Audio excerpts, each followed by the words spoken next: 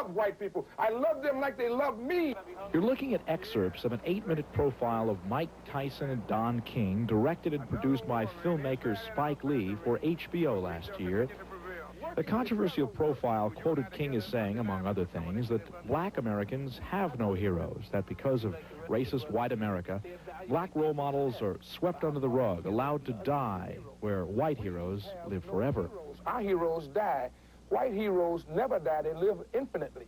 You know, the John Waynes and the different things, but Marvin Gaye, one of the superheroes of our time, you don't hear about it, but Elvis Presley has earned more money in death than most niggas can earn in life. Don King, convicted and pardoned felon, boxing promoter, impresario, has withstood FBI scrutiny, IRS audits, dozens of lawsuits. He's been involved in 3 more in the last month alone. He is outrageous, he is manipulative, he is, like him or not, one of sport's unlikeliest success stories. 20 years ago, Don King watched the Ali Frazier fight from a cell in an Ohio penitentiary where he was convicted of manslaughter. Yet 20 years later, he has outrun his pursuers, he has outthought his critics, and at 58, he is still, very much to the chagrin of his detractors, the king of boxing. Today, King, is he the artist, or is he the con artist? We'll find out what he says up close. Excuse me, master, for putting my head in the way of your club. Not that your club is brutalizing my head and putting hickeys on it. My head got in the way of your free swing and broke your shiny stick, and I want to apologize for that. Okay, now in studio with props, here he is, Don King. You promise you're going to keep this stuff short. Quick promos. Oh, you got King Vision here. You want a promo and the flag, right? Yes, King Vision is the pay-per-view network that I've formed, and with the help of Tony Cox of Showtime. Right. And so we have a joint venture called King Vision pay-per-view, which is the biggest and the best pay-per-view. They're promoting the fight tonight that you'll see. Yes, the March 18th fight will be our debut with the best card that's ever been presented to pay television pay-per-view. And the flag? And the flag is symbolic to the support of our troops in the Persian Gulf, the great guys with valor and courage that have so demonstrated their support. Only in America, right? So now get with it. Let's get down with what it is. Let's get down. Now, some of this stuff I know that you're not going to be thrilled with, but we're going to go with it anyway. Let's start with Kevin Rooney, okay? Kevin Rooney came onto our show and laid it in big time to you. You use race as a cover, waving the red flag. Every time there's an issue, it's always racism. There's all kinds of props you use, crutches you use, using racism as the backdrop. First, let's listen to Kevin Rooney talking about just you and he head-to-head. Here's what he had to say. Don King is intimidated by me because if I'm given the opportunity, when I was training my fighter, I'm the boss. And Mike went along with that. I remember the conversations where Mike said, when they asked him about Bill Kane and Jimmy Jacobs, they're the managers. I just worry about fighting. Now, an alcoholic, I haven't had a drink in over 10 months. So if I'm an alcoholic, how is that? I mean, I think that's like, it's funny because they're getting desperate. You said he was an alcoholic. He says he's no alcoholic. That was a low blow. No, the name calling is irrelevant. The man's alcohol problem is a disease. He needs help, and let's go to 3AA. You know, the Alcoholics Anonymous to help him with that. Okay. So what do you want me to dignify about Kevin Rooney? Do you feel that it's true that at times you've used racism as a flag, unnecessarily as a crutch, as a backdrop, to promote whatever it is you're trying to promote? No. Categorically, no. Never have to use it. Racism is there. You deal with it as it is. I understand what racism is, and when you have a lot of negative coupling of negative associations with blackness, you think it's racism when you go back and you respond and react to that. What I do is just react to whatever it is, but I have never used racism to get any achievement or accomplishment I've made. I've always been on the other side of the letter. When they accused me of not being a concert promoter, I got the largest concert in the history of mankind with the Jackson family, 150 million. They said I couldn't be an agent. We just negotiated Benoit Benjamin, the largest contract, second to only Pat Hewitt. Congratulations, you know by the way. Okay. And now with Mike Tyson, they said I was going to take from him. I only got him $120 million. Let me throw something at you. What did they want? What are the other agents doing? Let me throw something at you. Something is wrong. We saw the HBO special, okay, with Spike Lee. Yes. And it was very controversial, obviously. There's some black people who are offended by what you said because this is one of the things. You said, we, meaning black people, have no heroes. Our heroes die. White heroes live forever. Let me call you on this one. Joe Louis, black hero, lives forever. Nat King Cole, black hero, will live forever. Muhammad Ali, black hero, he will live forever even when he passes. How could you say blacks have no heroes that last forever? Well, you don't ever take nothing else I say serious. Why would you take that serious? You know what I mean? It's just a little hyperbole. You admit that was ridiculous. Little exaggeration, but the point is well taken, because now we have debate about it. When you have the John Waynes and the Elvis Presleys who make more money dead than blacks can make alive, you got to understand what I'm trying to say is to get both the dramatic double standard. You understand? So they don't make black people heroes in the sense that they can have following, such that have something of substance. They take a basketball player, a boxer, a football player, and they make him the consensus of black opinion. Okay. That is wrong, because they're not educated to speak for the majority of the blacks, and they don't quite understand themselves. That's why they always end up in a situation of dire distress at the end of their career. Okay. So I just want to rectify the priorities. Next issue. White man has taken advantage of black fighters. No question about that. But black men have taken advantage of black fighters, too. And there are many fighters, Don, you'd be the first to admit, who have taken you to court, black fighters. Most recently, Tim Weatherspoon has been waiting 5 years to get at you, who say that you manipulate black fighters. Come on. That's only because the whites have told them that. Oh, You come must on, understand Don. now, it is the white that would be the rule rather than the exception. Blacks don't have black representation. That's what makes it so unique and extraordinary. That's why so much conversation and debate about me being with Tyson, me being with Benoit Benjamin, because it's so unusual. It's incongruous. So you must understand that if anybody's taking advantage of people, you got black and white that would manipulate and that would do unsavory things, you know, so it's always going to be that, you know, that the strong will always take advantage of the weak. But you must understand what I'm saying is, in the rule of the day, when they say that you don't want black, I don't want to have a guy with a white agent, the white agents is the rule. There's very few blacks that have any blacks representing them when it's all black cadre of the ones in the center of the ring. Larry Holmes, you said recently to Mike Lupica in Esquire in a fine article, Larry Holmes is a very nondescript, bland man who just incidentally happens to be black, very talented boxer, you said. Don King's ingenuity brought him to the top and left him with $20 million. He's mad at me because he has an Oedipus complex. I've done more for Larry Holmes than he could do for himself. I taught him how to read and write, talking about sitting up at night trying to help the human being elevate himself. Now we find him one of my condemners. You really believe all of those things? Believe it is true. Categorically, how can you refute it? Is it refutable? You taught him to read and write? Yes, we helped them to learn how to read and write. You see, you don't understand black life in America. You know what I mean? You come from a nice Jewish home. Oh, he's going to start with the nice Jewish thing. Well, you did do it. It's the truth. But do you deny it? Are you never. All right, then. Well, come on, then.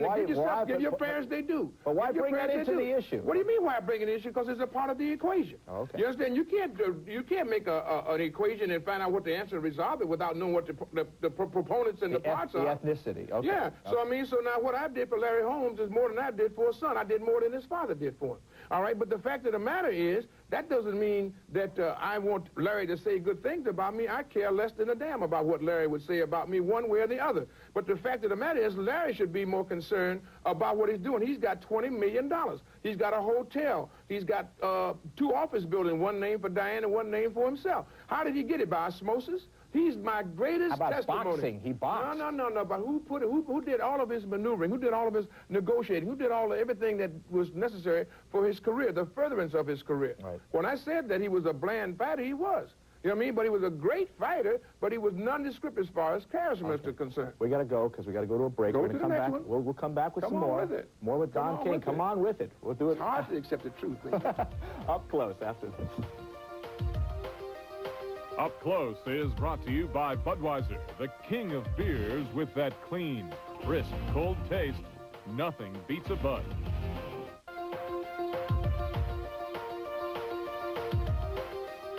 In this month's issue of Esquire, Mike Lupica wrote of Don King. He is one of the most remarkable figures in the history of sports. He could have become the important black voice he desperately wants to be. Up close with King, you see the brains, you see the charm, you see the passion. Ultimately, though, you have to see the hustler in him. The man is full of anger. It is more impressive than his whole range of thought from Hitler to the Bible. Don King knows how smart he is, but he wants more. He wants respect, and unfortunately, he is trapped in this wild-haired character he elevated for himself. No one could see past that, and King understands that and makes him mad. Do you have a need to be taken seriously? No, listen, I think, first of all, let me say that I think that Mike Lupica is one of the fair guys out here. He's a renowned writer, and I tip my hat to him. He has a great command of words, and he knows how to put them down in great form. I'm not angry with anyone. What he... You're not angry with yourself sometimes? Oh, no, no, no, no. I'm never angry with myself. I just keep striding, keep praying, keep trying to change myself for the better. And I love all people, all races, colors, creeds, and religion. This is a great nation. To have me here on your show waving the flag and talking about America, hey, he's got a right to his opinion. That's his prerogative. But I'm not angry with anyone. What about those who say, anytime there's criticism of King, he again, we get back to the issue of race, but beyond that, that nobody is valid in their criticism of either Mike Tyson or Don King. Let's start with Larry Merchant from HBO, who came into our show, and Mike more or less said the reason you guys left, one of the big reasons, was because he was too biased. Let's listen to Larry Merchant, what he had to say in his coverage of Mike Tyson and the Don King camp. We'll react. When he started to get into all sorts of public antics, cracking up cars and fighting at 4 o'clock in the morning in Harlem with Mitch Green and a messy divorce and all of that, the only interest that I had in that was how was it going to affect Mike Tyson as a fighter. And it's your job to report that as part of the picture. Well, not only that, but I didn't report what anybody else didn't report. That's right. I didn't condemn him for it. I was curious about how the loss of Kevin Rooney, how was that going to affect Mike Tyson as a prize fighter? That's my only interest in it. I could care less about Mike Tyson's private life. Did you try to get him fired? Larry? No. Oh, we never tried to get Larry Merchant fired, but let me go back to something you said. When you guys bring the racism in, I just give you the facts of what it is, and then you have to judge it what it is. You guys said, I don't cry foul and say racism. I just tell you the double standard of how it's being prospectively put, you know, and so we deal with it from there. Then y'all put the label to it, and then you say, look at Don King saying this, that, and the other. I only repeat what I know is the truth. And when I fight for the rights of the Constitution, the Bill of Rights, the Declaration of Independence, that's what I say. Well, don't deny me that I don't deny you that. Right. I love my country, man, and I love our Constitution. Now, with Larry Merchant, we never tried to get Larry Merchant fired. Do I like Larry Merchant? No. Is Larry Merchant biased? Yes. You understand what I mean? So, but have I complained about Larry Merchant? Incessantly. You know, but to tell somebody to fire, that's abrogating the Constitution. You don't take people's right to a livelihood, life, liberty, and the pursuit of happiness. We've never said that. What we did say is that we didn't want to give a platform to Larry Merchant to destroy us. If he's going to do that, if he's going to undertake that task, let him go out and provide out the information. Let him get his own program to do that on, not one where we, in effect, is paying him by our presence to have him try to destroy us, demean us. In my opinion, it's very paranoid. But that's your opinion. Let me move on. A couple of quick thoughts. No, that's your opinion. That's what I'm saying. It's my opinion. Your opinion. You say it's paranoid, but it's not paranoid. Okay. It's again the coupling of negative association. But it's my opinion, Don. Yeah, but you can have your opinion. Okay. Because you don't quite understand the association. The association of negativism, the perception, the image becomes believable. Okay. Before we go, because there's a number of things I want to get. Okay, get to. You called Evander Holyfield a nigger too recently, and that's. Is he? Oh, tell me the truth now. You tell me that he isn't. No, I don't think he's a nigger. I think he's a black man who happens to be... You think that's because of white guilt? I'm not saying it? Everybody has their opinion, but the only constant has been nigger. But throughout 400 years. You've said all right, before. so now you got to understand. Now, if you're going to make him white, that's great. But that's what I may think he is, too. Maybe he's my color, but not my kind. You said big business spits on the name of Holyfield. The people who like him because he's docile, because he can be controlled, run Johnny, sing Johnny, dance Johnny. Like a step infection? Is that incorrect? I think so. What? Give me one instance. You don't think he has dignity to himself? He may have, but he don't utilize it. He never demonstrates it. He lets guys do duplicitous, treacherous, egregious things to him, and he just goes right along, never gives always a smile, an altar boy, a candle boy. He stands for nothing, so he don't live for nothing. You're saying he's an Uncle Tom? I'm saying you... No, boy, but you are finding all the right names. I'm asking. I have to agree with you, Roy. You do. I have to agree with you because he wants to be less objectionable and more acceptable. And you think George's going to beat him? Certainly. But yes, and you know what? I've been the biggest ticket seller for them in their event. They don't even promote their own event. Yeah. I got to promote 2 events, but mine is self-promoting with Ruddock and Tyson. It's the real fight, the best fight. It's the right fight. Self-promoting is right. Don King. He's something else. We'll come back in just a few moments. Alex Wallow of ABC Sports is going to join us. Talk about what is true and what is not true about Don King after this. Limousine service provided by Music Express, voted #1 by the National Limousine Association. With offices in Los Angeles and the East Coast, Music Express can handle your corporate limousine needs anywhere in the U.S. and worldwide. Alex Wallow has been with ABC Sports for 15 years, the last 5 as a boxing announcer. He'll be at the fight tonight between Tyson and Ruddock. He joins us now in the studio. You heard Don King, sometimes at length, about a number of issues. What do you think, generally speaking, after all these years, you know is true about King, and what is not true about King? Well, I think you captured a lot of what's true about him in your introduction to him. He is not only a survivor, he has prospered and just made a tremendous amount of money. He has manipulated the race issue without question. I mean, he can't even keep a straight face when he denies that he has. I don't think he's a racist. I don't know the man well, really, other than, you know, hearing that kind of stuff since 1976 when ABC Sports started to do business with him. But I just feel that he is a person who understands self-promotion, is brilliant, as the Lupica piece said, and, you know, at the end of the day, I think we'll look back in his career and know a lot more about him after this Tyson relationship, see how this plays out. I think this is the crucial fact, the crucial factor in how Don is going to be judged long term, is how the relationship with Mike Tyson works out. If Mike Tyson goes into his old age and says at the end of the day that Don King was the best thing that ever happened to me and I've become a rich man and stayed a rich man because of his guidance and leadership, then I think Don will be viewed one way. But if Mike Tyson turns the way some of the lesser fighters have turned, Tim Witherspoon and a major name like Larry Holmes, then I think Don's going to have a hard time justifying his claim to be what he says he is. The Tyson-Ruddock fight tonight. You say the very fight that King is putting on, by the way, at a major risk, leaving HBO and doing the Showtime pay-per-view, underscores the issue. King may be acting more for King and his own benefit than the benefit of Mike Tyson. Well, the point I'm trying to make on that, Roy, is this. There are cases in a fight promotion when what is good for Don is not good for Mike, and the case in this promotion is very, very simple. Don had problems with Julio Cesar Chavez. To keep him in his camp and to get him to sign a new contract, he put Julio on the undercard of this show tonight for an estimated $2 million in purse. Got an opponent for several $100,000 in purse. As another undercard fight, Simon Brown, one of the top fighters in the world today, Don was trying to get him to come over to his camp. In order to do that, he got him a very good fight, Simon Brown, against Maurice Blocker.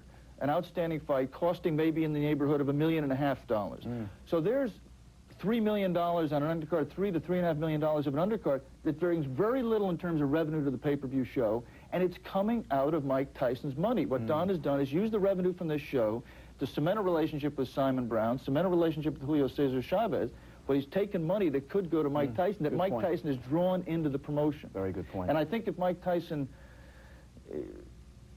at some point, Mike Tyson should get somebody, he should hire somebody who works for him to advise him. I think it's very difficult for Mike to continue to go on taking Don's advice on financial matters. Razor Ruddock, does he have any chance at all? We've seen him display big power, but now there's talk that he's got a bad right hand. How long will this fight last tonight? We're going to see Ruddock in action against Dokes. Well, this is the point in the fight where Razor is just tremendously impressive, knocking Michael Dokes out, destroying him. What that clip doesn't show is earlier in that fight when Michael Dokes had Razor Ruddock in trouble.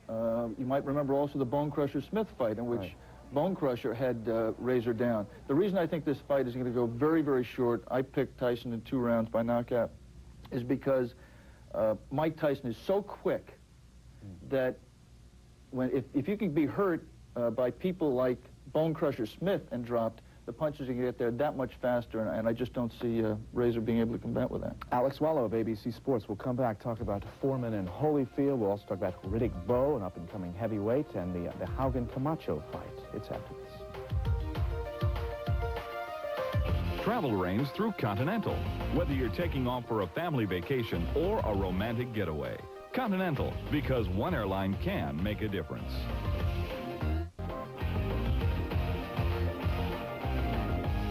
Alex Wallow, ABC Sports boxing analyst, joining us. I want to talk about George Foreman, Big George. Larry Merchant put it this way. He said, George is adorable. Everybody loves George. He's good for the sport, keeps the typewriters moving.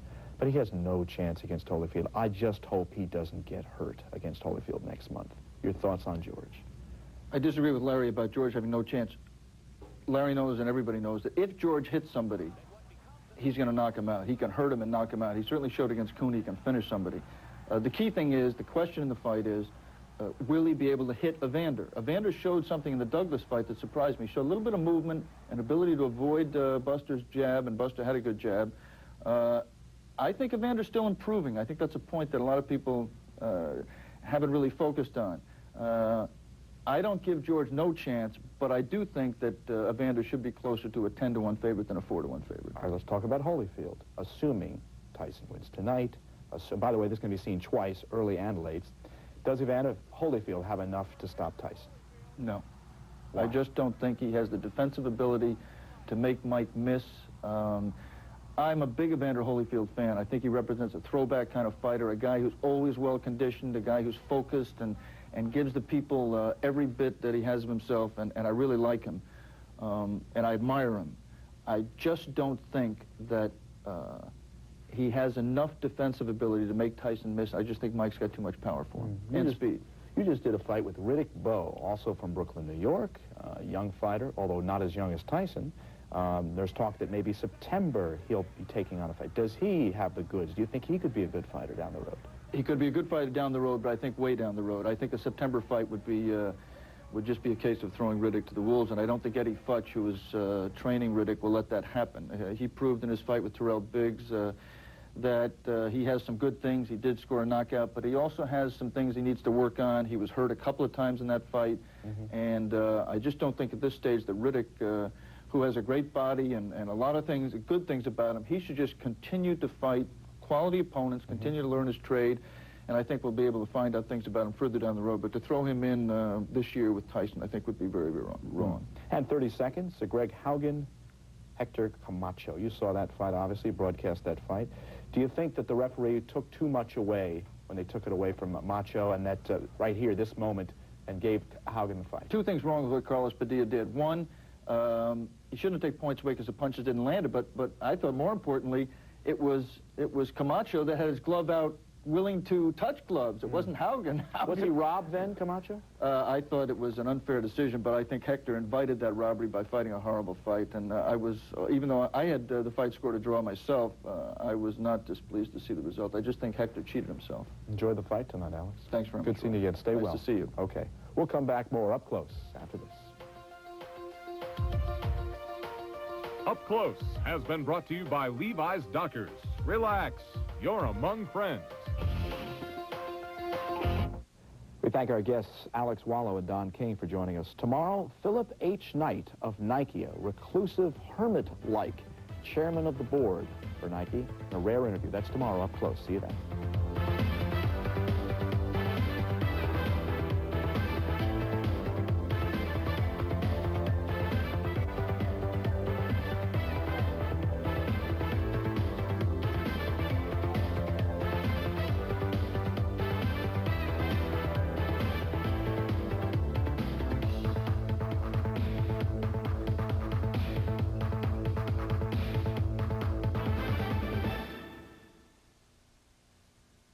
Another turn as Tyson and Donovan Razor Ruddock go to the Mirage Hotel, where Tyson hopes to set himself up for a title shot against the winner of next month's Foreman Holyfield bout. ESPN's Charlie Steiner, Al Bernstein, and Wally Matthews have also taken the road to Las Vegas, so let's go there now for the latest on the big fight tonight. Charlie? You have arrived at the last stop on the road to the Tyson-Ruddock fight. 4 hours from now in the ring, maybe 100 yards behind us, Mike Tyson and Donovan Razor Ruddock will have at it in what is effectively a heavyweight elimination tournament, the winner with an eventual shot at whoever the heavyweight champion will be after the 19th of April. Some question going into the fight tonight was the weather. There was a chance of showers in the forecast earlier in the week. However, we are happy to report the temperature will be between 50 and 55 degrees and clear skies tonight when the fight begins. Maybe a chance of showers well after the night is over. Well, if the three of us happen to be in tuxedos, you know it's fight night This is Wally Matthews, of course, and Al Bernstein, the ESPN boxing analyst. A lot of talk this week as to whether or not Razor Ruddock has a legitimate shot at taking out Mike Tyson. Your thoughts, Wally? Well, I think anybody that can punch the way Razor Ruddock can has got to have a shot with Mike Tyson. Don't forget, we now know Mike Tyson can be knocked out, and I also know Razor Ruddock can knock somebody out. Al Bernstein, what is Razor Ruddock going to have to do to win this thing? Well, I think he's going to have to make Mike Tyson respect him early with one of those left-hand uppercut half hooks. And I say left-hand because I have a feeling he's going to be using mostly the left hand, Charlie. I'm convinced there's something wrong with his right hand, and he may not be able to use it as much as he wants. He's going to have to get respect from Tyson early and then keep his composure. What about the right hand? More importantly, what about him not sparring down the stretch? Well, that's the real indication that there is something wrong with Razor Ruddock. I mean, you don't go into a fight against Mike Tyson without sparring for 2 weeks. I'm not sure so much that it's the hand, Charlie. It might very well be a torn right bicep that he's had for about 5 years now. He's never had surgery on it. Apparently, it acts up when in the latter stages of training, and he has to knock off sparring. Prediction now? Well, I'll tell you what, I think this is going to be a wild fight for about 4 or 5 rounds. I mean, wild. A lot of crazy things happening. And then I think probably one or the other is going to get knocked out. And if I had to go with it, you've got to go with Tyson winning in this match, simply because he is probably healthier, he's strong, and he understands what it is to be in pressure like this. I would go with Tyson probably in the 5th or 6th round. And Wally, your quick prediction? Well, I also agree that Tyson should win the fight by knockout, but I think he's in danger if he dips to his right without getting too technical and tries to throw that right uppercut, because he moves right into Razor's only good weapon, that's the left hand. Mike Tyson is the pick here, and later on in this edition of Sports Center, a conversation with Mike Tyson as our coverage of the Tyson-Ruddock fight continues from Las Vegas as Sports Center rolls on in 2 minutes.